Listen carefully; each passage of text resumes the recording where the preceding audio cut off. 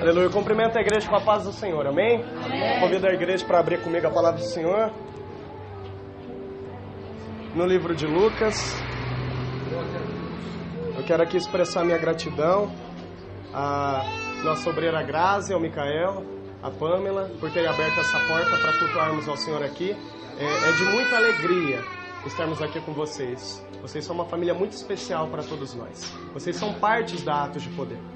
Entendeu? Não deixa de maneira nenhuma Satanás jogar na mente de vocês que vocês não fazem parte do que vocês fazem.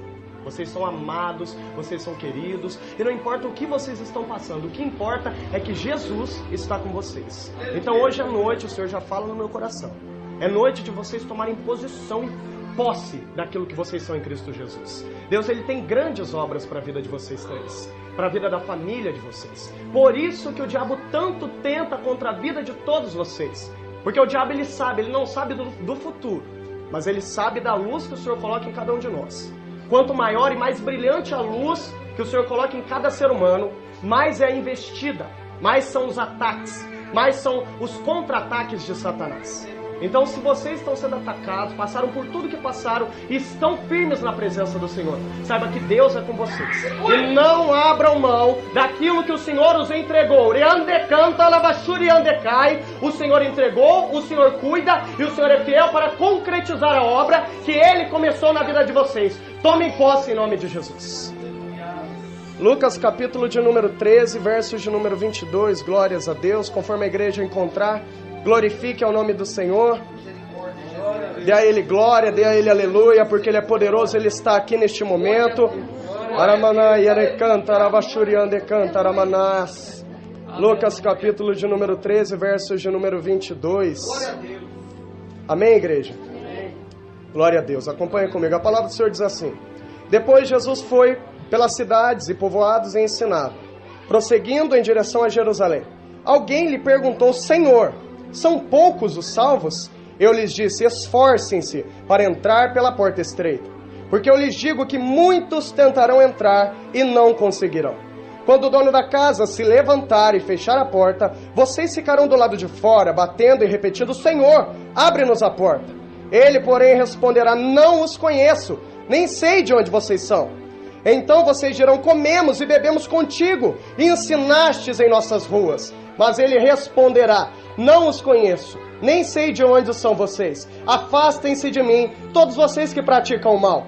Ali haverá choro e ranger de dentes. E quando vocês virem Abraão, Isaque e Jacó e todos os profetas no reino de Deus, mas vocês excluídos, pessoas virão do Oriente e do Ocidente, do Norte e do Sul, e ocuparão seus lugares à mesa do reino de Deus. De fato, há muitos que serão primeiros e primeiros que serão últimos. Aleluia, glória a Deus. Feche seus olhos, ore comigo neste momento, não desmerecendo as orações que foram feitas, porque todas foram ouvidas.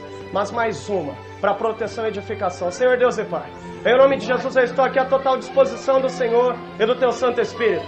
Uma coisa eu sei, ó Pai, que aquilo que o Senhor tem para nós, Satanás, ele está proibido terminantemente de roubar. Se nós viemos até aqui, se nós nos reunimos como igreja do Senhor, estamos em cumprimento da Tua palavra que diz que onde estiverem dois ou mais reunidos no Teu nome, ali o Senhor estará. Então que neste momento o Senhor faça ao nosso redor uma muralha de fogo de poder impenetrável, que os Seus anjos venham estar sobrevoando sobre nós, aqui nesta casa e também no subterrâneo se for preciso. Nos proteja, guerreie por nós, batalhe por nós, e que a Tua palavra que tem poder curador, libertador, regenerador, reconstrutor, venha nos moldar, venha nos afunilar, venha nos ajudar a nos aperfeiçoar no Senhor, porque é de glória em glória até ser dia perfeito. Assim eu te dou glória, aleluia, e toda adoração cabível em um nome de Jesus. Amém, igreja? Podeis assentar nesse momento, peço que você preste muita atenção, pretendo ser breve.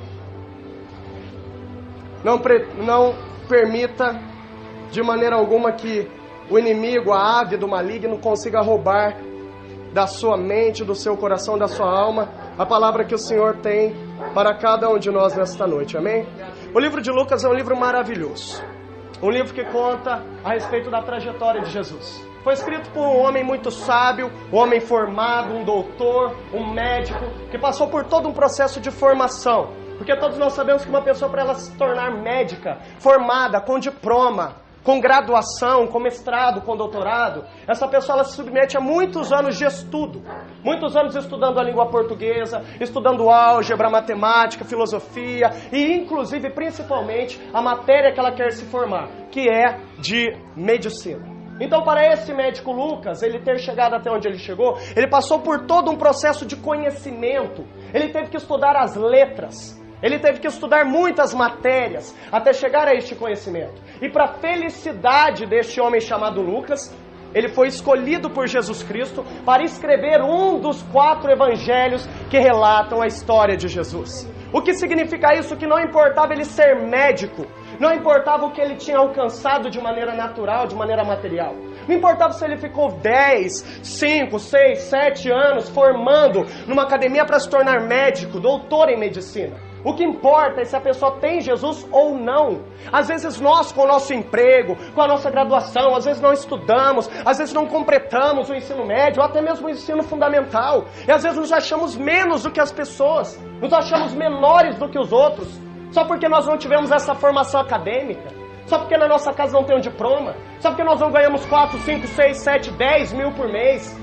Mas não importava se Lucas, ele ganhava 10 mil por mês se fosse nos tempos de hoje, século 21. Se ele não tivesse Jesus Cristo, ele não teria tido o privilégio de escrever um dos 4 evangelhos. E se ele escreveu um dos 4 evangelhos é porque ele encontrou com Jesus Cristo, o Senhor. Então a primeira palavra que eu quero deixar para você, meu querido: nunca, jamais permita que Satanás te menospreze por causa do teu salário, por causa dos teus bens, por causa da tua formação, por causa de onde você estudou, de qual é a sua família, se você anda de carro, se você anda de a pé, se você tem carro bom, se você tem carro ruim, se você tem comércio, se você não tem, se você é empregado. Não deixe Satanás fazer isso com a sua mente, falar que você é inferior, que você não pode, porque muitos médicos hoje não têm aquilo que nós temos, que é paz, saúde, amor, determinação, presença de Deus e o melhor de tudo, a certeza da salvação.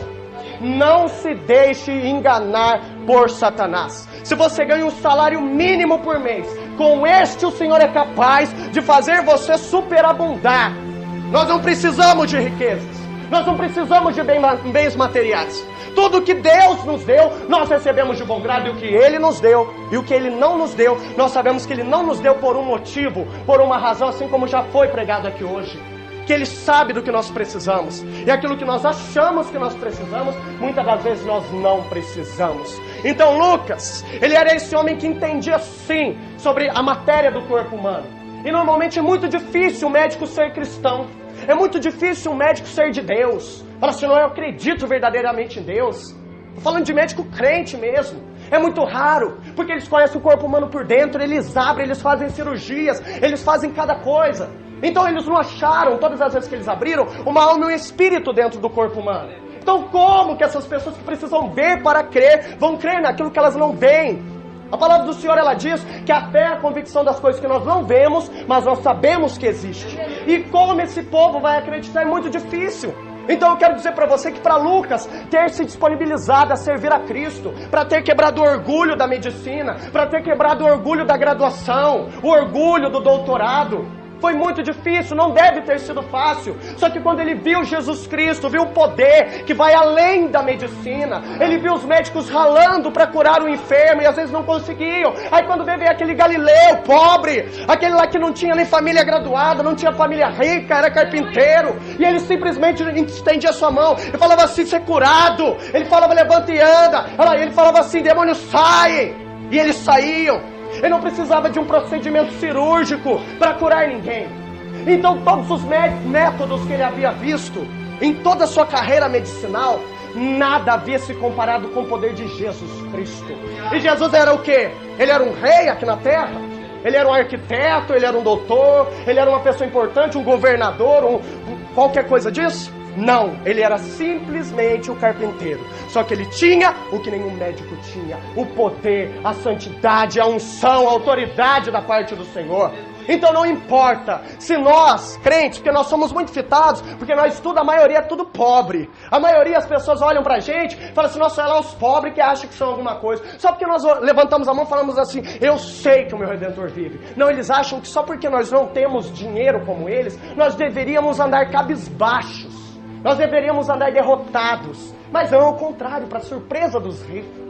Nós andamos de cabeça erguida porque nós sabemos em quem nós temos crido. Não de cabeça erguida orgulhosamente, eu não digo isso. Mas de cabeça erguida sabendo, eu não devo nada para Satanás. Eu não devo nada para o mundo. Eu posso não ter o dinheiro que eu gostaria de ter, fazer as coisas que eu gostaria de fazer, ir aonde eu gostaria de ir, mas eu tenho Jesus e isso é o que importa. Aramaleri ande canta, arabachuri ande cai. Então Lucas, ele quebrou essa barreira. Jesus Cristo se apresentou para ele, mostrou que ele não precisava de nada daquilo que ele estava vivendo, que ele não precisava de dinheiro, ele não precisava de mansão, ele não precisava de nada disso. Era simplesmente seguir o Senhor, era simplesmente crer no Senhor. E é isso que ele fez. Ele se disponibilizou e o Senhor o honrou, colocando o nome dele num dos 4 evangelhos da Bíblia Sagrada. O médico que se converteu, o homem que era rico, o homem que tinha poder aquisitivo, mas mesmo assim cedeu para Jesus. E muitas das vezes até mesmo nós somos difíceis de ceder para Jesus Cristo. Muitas das vezes nós estamos só de aparência, só de corpo na igreja, mas não de alma, não de coração, não de espírito. Seguimos a Deus por aquilo que Ele pode dar, não por quem Ele é de verdade. E aí que nós erramos, sabe por quê? Porque os homens nós podemos enganar. Nós podemos ter uma aparência de crente, de bênção, de ungido, de unção. Mas Deus, Ele nos vê quando ninguém mais nos vê. Ele nos vê no nosso particular. Eu não vejo você, o pastor não vê você, o presbítero não vê você, mas Deus, Ele te vê. Não engane a Deus, porque Ele não é enganável. Ele sabe de todas as coisas. Porque quando nós olhamos no espelho, nós vemos nós. Ele nos olha, Ele não vê nós, Ele vê por dentro. Porque não importa a tua aparência também, já quero deixar bem claro. A tua aparência não importa. Se você se acha bonito, se você se acha feio, se você se acha gordo, magro, alto, baixo, branco, pardo, negro, seja o que for. A aparência, a embalagem não importa. O que importa é por dentro, é o presente. Quando nós recebemos um presente, nós não queremos saber do embrulho, nós desembrulhamos de qualquer jeito. E nós queremos saber do que nós recebemos por dentro. Tem muita gente se importando muito com a aparência externa. E se esquecendo do presente que vem por dentro. E a tua alma como que tá, e o teu coração como que tá. Você às vezes está destruído por dentro, mas mesmo assim mantém uma pose de que está em pé. Às vezes por medo das pessoas observarem, saberem e julgarem, porque hoje nós vivemos num mundo que todas as pessoas julgam, sem poder. Mas então o que nós devemos fazer? Se preocupe mais com o teu interior. Gastamos tanto dinheiro em salão, gastamos tanto dinheiro com roupa, com tratamento, e seja o que for. E o nosso espiritual como que está? E às vezes nós achamos que só porque nós vamos 3 vezes por semana na igreja, o nosso rito espiritual já está completo. Não está, não é assim que funciona. Muitos de nós podemos estar no culto, mas com a cabeça lá fora. Podemos estar no meio dos louvores, conversando, o que eu acho um absurdo, conversar na hora de louvar. Nós podemos muitas das vezes estar lá no meio dos louvores, fingindo que estamos adorando, mas estamos de olho nos outros, assim do lado, o que está passando, nossa irmã subiu, a irmã desceu, nosso salto, nossa roupa, nós vestimos nossos ternos do irmão, e não sei o que, e preocupado com essa mesquinharia. Não é assim que é ser igreja. Nós devemos focar no Senhor. Quando nós entramos pela porta da igreja, é glórias a Deus que nós temos que dar, porque muitos não conseguiram. Ou você acha que você é ungido, que você tem ministério, que você tem cargo, que você tem óleo, porque você é bom, ou porque você foi escolhido diferente de outros. Claro que você tem uma chamada específica, mas muitas outras pessoas teriam que estar, têm o poder, têm a escolha da parte do Senhor, do mesmo lugar que você está, e não conseguiram. Existem muitos pastores lá no mundo ainda. Existem muitos missionários lá nas drogas ainda que não se converteram. E só Deus sabe se eles se converterão. Se eu sou obreiro, tem muitos obreiros perdidos que nunca aceitaram Jesus lá, que eram para ter sido obreiro. Então eu estou pegando boi de estar aqui. Tenho que dar glória a Deus por eu ter igreja. Eu não tenho que desmerecer, achar que eu estou fazendo mais que obrigação de ir na igreja, não. Eu tenho que ir por amor. Eu tenho que entrar na igreja e saber que eu tenho que conectar no Senhor. Amém. A comunhão é muito importante. A família, nós somos uma família, nós somos uma igreja. Mas isso não pode estar na frente do teu relacionamento com o teu Deus. Tem muita gente que conversa mais com o homem do que com Deus na igreja. Então não é o Deus que você está cultuando, não, é o homem. Você vai na igreja para ver o homem. E não é isso que nós devemos fazer. Se você vai na igreja de Deus, na casa de Deus, é para cultuar a quem? A Deus. Cultuemos ao nosso Deus. Desconecte totalmente de tudo que não edifica, de tudo que não pertence ao momento que você está prestando culto ao Senhor. Porque uma coisa muito fácil, meus queridos, é nós perdemos a conexão com o Senhor no momento que Ele está querendo falar com a gente. Já aconteceu muitas vezes isso comigo, eu aposto que aconteceu com você também. Nós estamos lá, intertidos na unção, na fiação com Deus. Aí quando Deus vai emitir uma palavra de vitória pra gente, quando Deus ele vai dar a resposta que nós tanto pedimos, algo nos distrai, algo nos deixa dispersos. E aí depois para nós nos aperfeiçoarmos naquela conexão é muito difícil. Não deixe, querido, nos momentos de culto, o diabo deixar você disperso. Se quando você está lá adorando ao Senhor e você não está conectado com Ele, está com outras coisas na tua mente, na tua memória, é que você não está cultuando ao seu Deus 100%. E Ele vê tudo isso. Uma coisa que às vezes eu, particularmente o William, me cobro muito. Porque muitas das vezes eu estou louvando ao Senhor, estou louvando com a boca, só que às vezes minha mente está pensando no problema de lá de casa, está pensando depois o que vai acontecer. Aposto que muitos daqui, a saber todos, passam por isso um dia ou outro. E não é isso que nós devemos fazer. Nós não podemos prestar um culto pela metade para o Senhor. O culto é 100%. Esse dia, foi ontem, eu fui lá no banheiro da igreja, naquele lá do lado de fora, lá que pode homem e mulher, sabe? E eu vi escrito lá no negócio, que eu acho que da igreja anterior escreveram lá perto da descarga, lá assim, 100% de Jesus.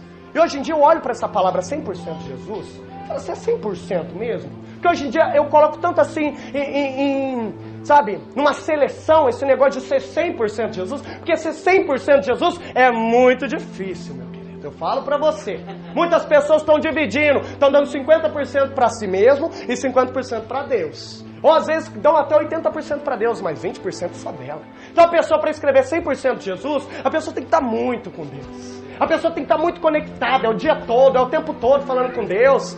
Não que nem um louco, não, mas sim em espírito e em verdade. O 100% que nós damos para Deus tem que ser o máximo que nós conseguimos. Às vezes o nosso máximo não é muito. Às vezes o nosso serviço não permite. Às vezes a nossa família não permite. As nossas responsabilidades não permitem. E o nosso 100%, ele acaba sendo muito pouco. Mas o Senhor, ele conhece o 100% de cada um. Se o Senhor 100% é isso que você está fazendo, continua fazendo, busca sempre melhorar. E se porventura você não está fazendo o seu 100% para Deus, saiba que o Senhor, ele está de olho. Saiba que o Senhor, ele vê quando você fala, Senhor, eis-me aqui. Eu farei tudo o que o Senhor pedir e tudo o que o Senhor mandar. Mas às vezes não fazemos. O Senhor, ele nos vê quando ninguém nos vê.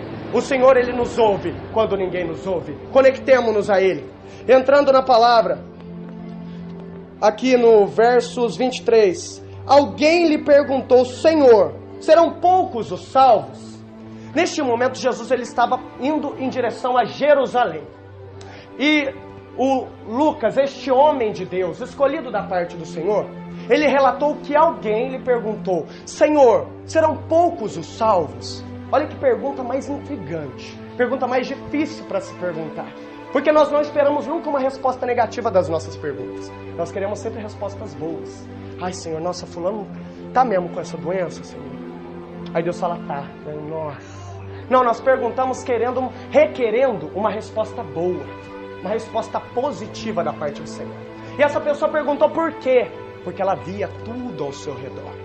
Ela via como que funcionavam as coisas. Ela via que não era todo mundo que era crente. Ela via que não era todo mundo que era temente a Deus. Ela via que tinha muita gente em pecado. Que tinha muita gente com o rabinho preso. Muita gente com erros escondidos. Essa pessoa que perguntou, para ela perguntar se seriam poucos os salvos, é que essa dúvida já estava no coração dela há muito tempo. Porque nós vemos o mundo como está. Igreja, século 21. Serão muitos os salvos? Só pela fé. Só pela fé nós podemos crer nisso. Só pela esperança que o Senhor nos deixou. E quando esta pessoa perguntou, ele simplesmente respondeu para essa pessoa e para todos que estavam ouvindo: esforça-te para entrar pela porta estreita. Por que porta estreita?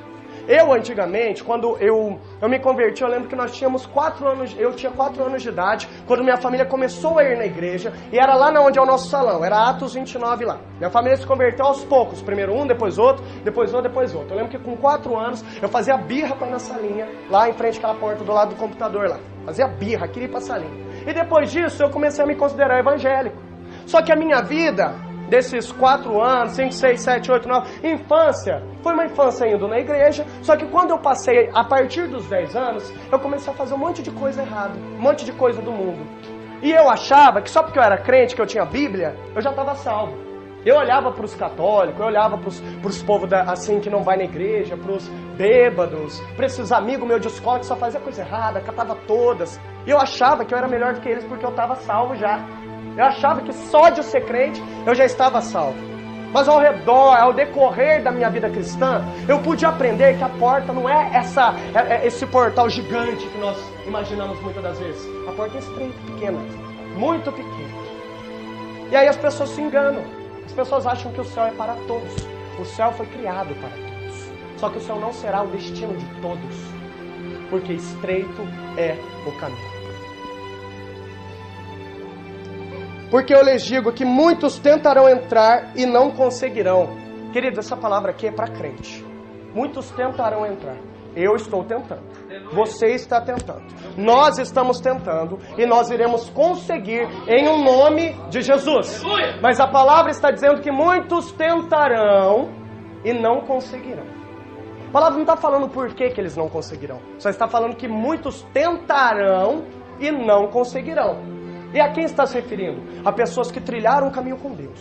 Pessoas que tiveram vida com Deus e se desviaram.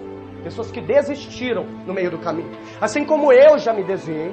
Assim como eu já saí do caminho da presença do Senhor. Eu sei como é isso. Muitos desviaram e não conseguiram voltar. Porque o caminho é estreito. Você que está de pé, vigie para que não caia. Porque realmente esta longa estrada da vida, ela tem surpresas no meio do caminho. Ela tem obstáculos no meio do caminho. Ela tem sepulturas invisíveis no meio do caminho. Ela tem dragões. Ela tem leões rugindo ao redor. Ela tem bloqueios. Ela tem paredes maciças. Ela tem bombas. Ela tem explosivos. Essa estrada não é simplesmente uma estrada de ouro. Você ir cantando, correndo e dançando. É uma guerra, é uma batalha, é uma luta constante que nós enfrentamos. Por isso que aqui está escrito: muitos tentarão, mas não conseguirão entrar por ela. Esteja sempre atento para os desafios que você receber nesta tua caminhada. Ou você está achando que vai ser fácil, ou que às vezes você nunca pode cair. Toda vigilância é pouco. Porque nós devemos usar de discernimento. Essa palavra que é tão importante, tão rara. Poucas as pessoas têm, poucas as pessoas usam, e aqueles que têm não usam de verdade. O discernimento te mostra os obstáculos. Seria como se fosse uma lente, um binóculo espiritual. Você olha, você não vê a estrada como ela é. Não, você olha os obstáculos, você olha os inimigos, você olha as tramas, você olha as armadilhas. Use o discernimento. Use o discernimento para saber onde tem uma sepultura invisível. Porque às vezes nós tomamos muitas decisões sem consultar a Deus. E essas decisões elas nos frustram. Porque nós devemos consultar a Deus. E outra coisa, o Senhor quando Ele quer falar, Ele fala de maneira clara. De maneira que você entenda. De maneira que você não fique... Ai meu Deus, será que é? Será que não é? Será que não? Ele quer falar, Ele fala e acabou. Quem impedirá o agir de Deus? Ele fala, Ele não deixa você na dúvida. E se Ele te deixar na dúvida é porque Ele quer que você busque. Mas o Senhor, quando Ele quer falar, Ele fala. Foi assim no Jardim do Éden. Quando Ele disse que se eles comessem daquele fruto do conhecimento do bem e do mal, eles pecariam. Ele não ficou fazendo mistério. Ele não falou assim: existe uma fruta, existe uma árvore que se vocês comerem, vocês vão pecar. Não, Ele é bem direto. Ele fala assim: não é aquela lá e acabou. Mas muitas das vezes nós complicamos. Nós queremos que Deus dê uma palavra a nosso respeito, de acordo com o que nós queremos. Você não é dono de si mesmo. A partir do momento que você entregou seu caminho para Deus, muitas podem ser as horas que Deus vai te confrontar no querer, nos sonhos e nos projetos. Nós queremos uma vida de harmonia. Nós queremos uma vida de regozijo. Nós queremos uma vida de paz, de completo. Nós queremos tudo de bom. Mas muitas das vezes não será assim a nossa jornada. Porque imagina aquele filho lá mimado. Aquele filho que o pai dá tudo que quer. Aquele filho lá que quando chora, não dá pra ele. Isso acontece muito em relação ao celular. Eu fico olhando lá na minha família lá, e as crianças quando querem o celular e não dão, as crianças choram. Não, dá sim. Isso, dá mesmo. Não fala não mesmo. E aí, quando o mundo disser não, Você não vai estar lá para você falar assim. Quando Deus disser não, ensine o seu filho no caminho que deve andar, e ainda que for velho, ele não se desviará dele. Diga não, diga depois, diga espere, diga não é a hora, diga vá orar, diga jejue, diga se ajoelhe na presença do Senhor. Porque uma coisa também que eu descobri no meio dessa caminhada cristã é que a fé, ela está morrendo cada vez mais. Em cada geração que passa, os pais não estão transmitindo as tradições do verdadeiro cristianismo. Muitas igrejas tradicionais não têm sido mais a mesma coisa. Porque os tataravós que oravam, que eram pessoas de Deus, pessoas firmes, pessoas fervorosas, podia passar fome, podia morrer que nem aquele mendigo chamado Lázaro, mas não apostatavam da fé. Aí os bisnetos já foi fragmentando, já foi destruindo um pouco das doutrinas, do conhecimento da tradição. Aí os netos piorou e não passaram direito para os filhos. E aí os filhos não passaram direito para os filhos. E os filhos não estão passando direito para os filhos. E assim a doutrina está se fragmentando, está sendo degradada. Não estão passando direito o evangelho de geração a geração. Nós somos uma igreja que muito é pregado o evangelho, que muito é pregado o que é e o que não é, o que pode e o que não pode. Numa altura dessa que você está aqui, você provavelmente já sabe como entrar e como não entrar no reino dos céus. Aí as pessoas olham só para a vida agora. Para a vida agora. Não ficam preocupadas com o futuro. Ah não, eu vou viver o agora e eu creio que o amanhã só pertence a Deus. É sim, mas se não fosse da forma que o Senhor falou, Ele não teria falado. Vigie para que não caiais em tentação. O espírito está pronto, mas a carne é fraca. Ele não teria dito também, aquele que está de pé, cuidado para que não caia. Se nós tivéssemos que ficar preocupados só com agora, Ele não teria dito nada disso. Nós devemos nos preocupar com o nosso futuro. Você que tem seu coração duro, quebranta teu coração hoje da parte do Senhor. Porque a palavra está batendo, ela está esmiuçando a penha. E é hoje que o Senhor vai edificar muito coração aqui. É hoje que o Senhor vai quebrantar muito coração aqui. É hoje que o Senhor vai transformar. É hoje que o Senhor vai colocar essa palavra para falar assim, olha, eu estou aqui, meu filho amado. Eu estou de braços abertos para você. Mas existe um percurso que é teu, que é você que tem que fazer até mim. Eu não vou sempre até você, porque o filho pródigo, ele foi até o pai. E o pai foi de encontro. O pai não foi buscá-lo lá no chiqueiro. Prosseguindo, após Jesus ter falado que nem todos conseguiriam entrar, Ele disse, quando o dono da casa se levantar e fechar a porta, vocês ficarão do lado de fora, batendo e dizendo, Senhor, abre-nos a porta. Aqui ele fala de uma maneira muito simbólica a respeito do reino dos céus. Ele fala casa, ele fala porta, ele não fala mansão celestial, ele não fala reino dos céus, e nem portões celestiais. Não, ele fala casa e porta. Porque ali no meio daquela multidão, no meio daquele povo, eles precisavam de uma palavra mais light, sabe? Uma palavra mais leitinho. Não tinha como falar das maravilhas de Deus para quem não sabia ouvir, para quem não entenderia. Querido, nós estamos passando da época de tomar leite. E muitas das vezes o nosso caminho ele é obstruído, sabe por quê? Por causa de nós mesmos. Já era para nós estarmos sabendo coisas muito mais profundas do que nós já sabemos. Nós sabemos que tendo uma pastora como a pastora Vilma e o pastor Richardson, nós conhecemos muito pouco da palavra. Porque tudo é pouco, mas o que nós sabemos já dá para se maravilhar. Mas o que o Senhor tem é muito mais. O Senhor não tem somente teoria, Ele tem prática. O Senhor ele não tem somente escrita, Ele tem vivência. Porque se não fosse para viver, por que Ele deixaria escrito? Por que Ele deixaria escrito que existem visões de anjos? Que as pessoas viam anjos, viam demônios, eram arrebatados, que as pessoas experimentaram grandes milagres, prodígios, maravilhas e sinais. Por que Ele deixaria escrito? Se fosse somente teoria, somos nós que limitamos o agir de Deus nas nossas vidas. É você mesmo, você não sabe a posição que era para você estar, e você não está porque está demorando para desenrolar este manto, desenrolar este rolo.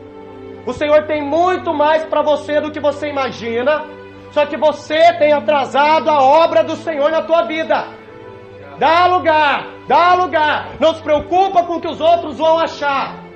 Ele tem, Ele quer e Ele faz planos para a tua vida desde antes do ventre da tua mãe. Então não permita mais que a carne, que o mundo e que Satanás bloqueiem este chamado imenso que o Senhor tem para a tua vida. E outra coisa, querido, eu acredito em você, Daiane. Eu acredito em você, Léo, em você, presbítero Maurício. Eu acredito em todos aqui. Eu creio que todos acreditam em mim. Só que quem mais precisa acreditar em si mesmo é você. Você que às vezes se desmerece. Você que às vezes olha para você e fala, eu sou nada. E uma coisa é a gente falar que não é nada em adoração e humilhação perante Deus. Outra coisa é a gente falar, não, eu não posso nada. Aí você já entra em contradição com a palavra de Deus. Porque ela não diz que você tudo pode naquele que te fortalece? Então você tudo pode. Para de se menosprezar. Para de achar que você não pode. Você pode ser um obreiro de Deus. Você pode ser uma pessoa ungida. Um referencial de fé. Um referencial de voz. Quem canta tem tudo para ser uma bênção nesta área do cântico. Quem prega tem tudo para ser uma bênção na área da pregação.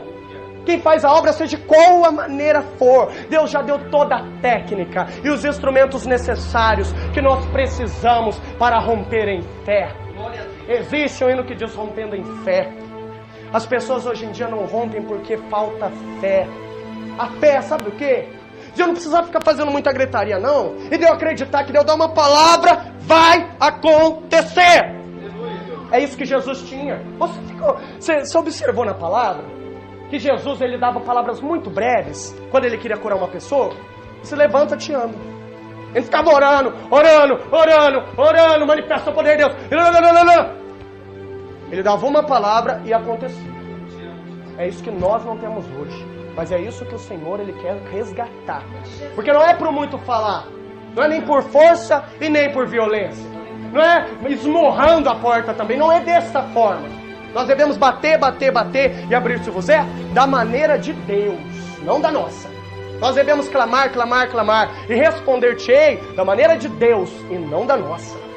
Porque o Senhor, ele diz, a pastora postou lá no grupo esses dias uma palavra maravilhosa que diz, calem-se diante dele a terra, dobre os joelhos e ergam as mãos. E postou uma parte assim que fala, sejam poucas as suas palavras perante Deus, porque Deus está nos céus e você está na terra. É uma palavra maravilhosa, porque quem muito fala tropeça no falar. Querido, não é pelo muito falar, é por fé.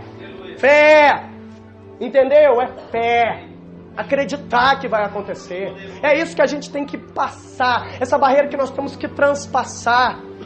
Sabe, esse grilhão que às vezes o diabo coloca na nossa fé. Porque às vezes ela é pequenininha mesmo, do tamanho de um grão de mostarda. Mas a gente não encontra ela dentro da gente. Uma coisa maravilhosa que eu também aprendi, sabe o que é? É que muitas das vezes as pessoas procuram a felicidade no mundo todo. E só no final elas descobrem que a felicidade morava dentro delas. Só que aí já é tarde. A fé não está por aí. A fé está dentro de você. Você já achou. Ou melhor, Deus ele já te deu. O amor, todos os frutos do Espírito Santo de Gálatas 5, Deus ele já nos deu. Somos nós que não fazemos uso deles. Somos nós que às vezes achamos, não, eu tenho que conquistar ainda. Não, você tem que aprender a usar, porque você já tem. A fé você já tem. O poder, aí sim o Senhor vai acrescentando e acrescentando. A unção, o Senhor vai acrescentando e acrescentando. E outra coisa também, unção na vida do crente hoje em dia está difícil, sabe por quê? Porque às vezes o crente enche um container desse tamanho de unção. Só que um erro que ele comete, uma tribulação que vem, ele murmura, esse container já estoura. Aí a unção, cadê?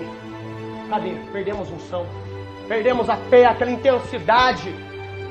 A gente demora tanto para acumular, a gente demora tanto para juntar, para ferver no Senhor, no Espírito Santo, porque somos uma igreja pentecostal, demoramos tanto, vamos de pouquinho em pouquinho, colocando. A hora que transborda, a primeira lutinha que vai, a gente já deixa o diabo esvaziar. Eu acho o cúmulo do absurdo, eu falo primeiro por mim, sabe? Porque não é fácil a gente estar fervoroso. Não, eu vou em nome de Jesus, amém, é para orar, amém, em nome de Jesus o Senhor faz. Aí no outro dia a gente tá, amém, Senhor, em nome de Jesus, faz. Porque a unção, nós deixamos ela expirar. Nós deixamos a unção diminuir. Nós não devemos deixar a nossa unção diminuir. Porque a unção não está no nosso grito. A unção não está no nosso conhecimento. A unção ela está na nossa comunhão com Deus, em como nós reagimos na hora da tribulação. Eu amo uma coisa que a pastora fala, que ela diz assim, ó, eu quero essa tribulação que eu estou passando retribuída em unção. Eu quero essa dificuldade, essa humilhação que eu acabei de passar, retribuída em poder da parte do Senhor. A unção que você recebe, querido, não deixa o diabo falar. Ela é a tua arma contra ele. Nos exércitos nós sabemos que os guerreiros mais poderosos são os mais alvos dos inimigos. Se você é um grande guerreiro, uma grande guerreira do Senhor, é por isso que você tanto passa por tudo que você está passando. Porque ninguém atira pedra em árvore que não dá frutos. Os frutos são aquilo que todo mundo quer, mas poucos querem produzir. Todo mundo quer usufruir da pregação do irmão, do louvor da irmã, e não sei o que, do conhecimento e do pastoreamento. Todo mundo quer usufruir. Mas gerar, as pessoas não querem, as pessoas estão muito acomodadas hoje em dia. Querido, você já parou para pensar no teu futuro? Porque se você quer continuar no Evangelho, você tem que progredir espiritualmente. Você está parado no mesmo lugar, é que tem alguma coisa errada. A vontade de Deus nunca foi fique a vida inteira no mesmo patamar espiritual que você está, não. A vontade de Deus sempre é progredir. Esse ano foi uma bênção, nesse ano eu vou ser mais ainda. Ontem eu fui uma bênção, hoje eu tenho que ser mais ainda. Ainda que com toda a tribulação. Porque tem muita gente parando no meio do caminho, retrocedendo. Tem gente que era uma bênção no passado. Esse ano está apagado. Esse ano está passando por muitas coisas difíceis. E o Senhor entende, querido. O Senhor entende. Mas o Senhor não aceita isso para a tua vida. Porque o Senhor ele já disponibilizou tudo o que você precisa para crescer espiritualmente. A vontade do Senhor é que de glória em glória até ser dia perfeito nós caminhemos. Não aceita ficar parado no mesmo lugar, não. Queira progredir, queira estar em movimento na casa do Senhor, queira fazer a obra do Senhor. Não aceita ficar só no banco, não. O Senhor tem grandes coisas. E se você está aqui, saiba que o Senhor tem uma chamada para a tua vida. Hoje é uma confirmação de chamada. E o Senhor está cobrando, porque todo investimento que Ele faz, Ele quer retorno. Cadê o retorno? Cadê o retorno do que eu te dei? Cadê o retorno do que eu disponibilizei para você? Você pediu, eu dei, cadê o retorno? É que nem aquela parábola lá dos talentos. A uma pessoa, ele deu 1 talento, ao outro 2, ao outro 5. Um multiplicou, ganhou 10. O outro multiplicou, ganhou 4. E o outro, que tinha só 1, enterrou o talento. E quando veio o mestre, falou assim, cadê o talento que eu te deixei? O patrão dele falou assim, eu enterrei porque eu fiquei com medo de perder. Falou assim, vai lá, ô meu servo, arranca dele o talento que eu dei pra ele e vai acrescentar pra quem tem 10. Nossa, mas que coisa mais injusta. Tem gente que acha injusto. Mas não, o Senhor ele dá, ele tira a hora que ele quiser. Se o Senhor deu o teu dom, Ele quer o retorno do teu dom. E o retorno que Ele quer é em almas, é em frutos. O nosso dom, ele não é para edificar só as nossas vidas. Porque se for para isso, que evangelho egoísta que é esse que nós vivemos? O evangelho que nós cremos, que nós seguimos ou achamos que seguimos certo, é o evangelho que produz. Eu alcancei uma alma, essa alma vai alcançar outra, e outra. Não é para fazermos uma tenda e ficarmos entre nós, é para multiplicarmos fé, multiplicarmos alma. As pessoas estão se corrompendo por falta de pregação. E não pregação nas igrejas, porque nas igrejas que vai ter pregador e é uma bênção. Mas as pessoas estão se corrompendo lá fora. As pessoas que pelo menos tinham um intuito de ir para a casa do Senhor, elas não estão conseguindo mais. Sabe por quê? Porque está muito difícil este mundo. Ele, porém, responderá: não os conheço, nem sei de onde são vocês. Esse vai ser o último verso que eu vou meditar aqui essa noite com vocês. A palavra do Senhor diz que Ele dirá para esse povo que vai ficar batendo na porta: Senhor, deixa eu entrar. No momento que Ele fechar a porta, Ele vai falar assim: nunca vos conheci, nem sei de onde vocês são. Primeira coisa, Deus não é onisciente, não sabe todas as coisas? Sabe. Onipresente, está em todos os lugares? Sim. Onipotente, pode todas as coisas? Pode. Então por que Jesus vai falar para essa pessoa: apartai-vos de mim, porque eu nunca vos conheci, nem sei de onde vocês são? Como assim? Como assim Jesus não conhecer alguém? Isso não quer dizer que Jesus não conhecia de saber quem a pessoa é, mas não conhecia como amigo, porque a pessoa nunca deixou Jesus aproximar dele. Nunca deixou Jesus tomar o lugar na vida dela de pai, de irmão, de companheiro. Aí a pessoa foi, na inocência, achando: nossa Senhor, eu comi contigo, Em teu nome eu fiz isso, aquilo, aquele outro. Ali está falando mais para frente. Eu estava nas suas pregações, na rua. Só que ele vai responder: não vos conheço, nem sei de onde vocês são. Eu não duvido que essa pessoa que falou isso não era crente, não frequentava uma igreja. Eu creio que a pessoa frequentava sim. Eu creio porque ela falou assim, ó: eu estive contigo. Como assim não me conhece? Eu estive em suas pregações. Para estar numa das minhas pregações, você tem que estar aqui. Uma das pregações do pastor, do presbítero, vocês têm que ir lá na igreja. Então eu acredito que a pessoa estava nas pregações, só que não de coração. Estava com o corpo tudo para fora, com o corpo para dentro, com o coração todo para fora. Toma cuidado com isso, meu querido. Uma coisa que eu não ia mencionar, mas que eu vou mencionar, porque o Senhor está incomodando meu coração. Na Umbanda, sabe o que é isso? Umbanda? Sabe, né? Alguns aqui sabem. Eu ouvi o testemunho de um pai de santo, mais ou menos da minha idade. Ele falou assim, ó: quando eu, no meu dia a dia, tudo atribulado, tudo cheio de luta, porque eles usam uns termos que às vezes parecem com os crentes. Tudo o meu dia atribulado. Quando eu entro no terreiro e toco o primeiro atabaque, a minha mente já se conecta no universo. Não vi mais nada. Só eu e o meu orixá. Fiquei indignado, primeiramente comigo. Esse Senhor, às vezes a gente entra no culto. Que momento que acontece isso com você? Tua mente vai para Deus. Acabou o terra. Que momento? Ou a gente fica disperso o culto inteiro, conversando, prestando atenção na roupa, não sei o que, na altura do som. E que culto que você está prestando para Deus? Que culto que eu estou prestando para Deus? Uma coisa é você ter que ficar desatento à palavra para ficar atento em outras coisas. Outra coisa é você estar lá sem fazer nada, podendo adorar, podendo falar com teu Deus, não precisando dar atenção para ninguém, não precisando recepcionar ninguém na porta e ainda não fazer isso. Isso aí é esfriamento espiritual. Isso aí é entrar na presença do Senhor e sair da mesma forma. Misericórdia de nós. Sabe por quê? Porque muitas das vezes nós fazemos isso. Aí o povo que cultua os orixá, os demônios, esses bichos aí que vão arrastar eles tudo pro inferno, que só drena as coisas da vida deles, que só coloca empecilho, que eles acham que está ajudando, mas na verdade está levando eles pro buraco. Eles adoram em espírito. Eles se entregam.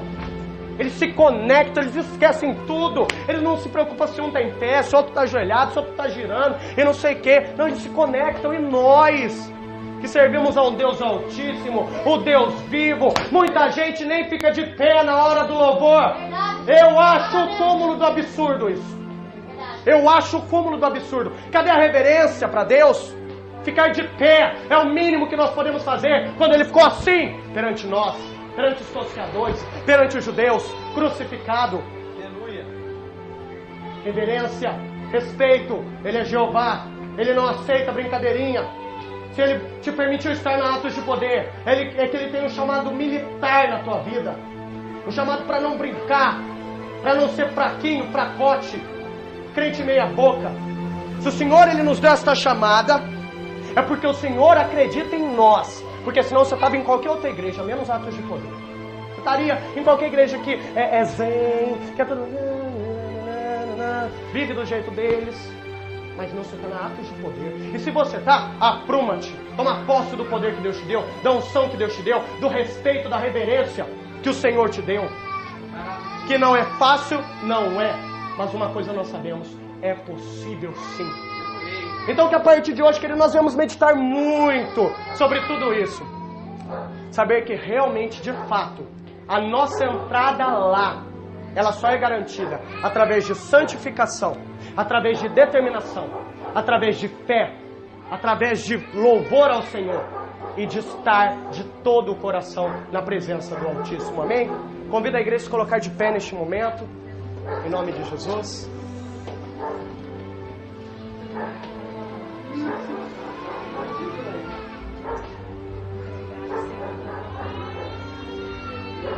Aleluia.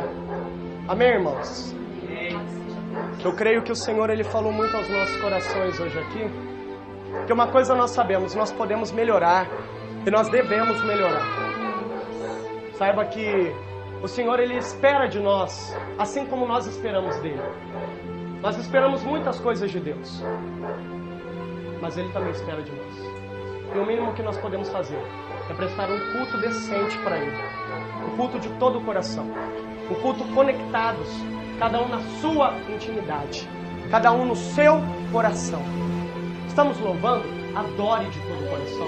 Não fique disperso, não. Conecte. Às vezes eu olho as irmãs do louvor, dando tudo de si lá na frente. E parece que não rompe. Por causa delas? Não. Por causa de nós. Nós devemos fazer a nossa parte. O nosso pessoal com Deus. Para que ninguém precise ver. Porque no grande dia não vai ter seguidores. Não vai ter amigos. Não vai ter aqueles que te olhem e falam, nossa, que bênção.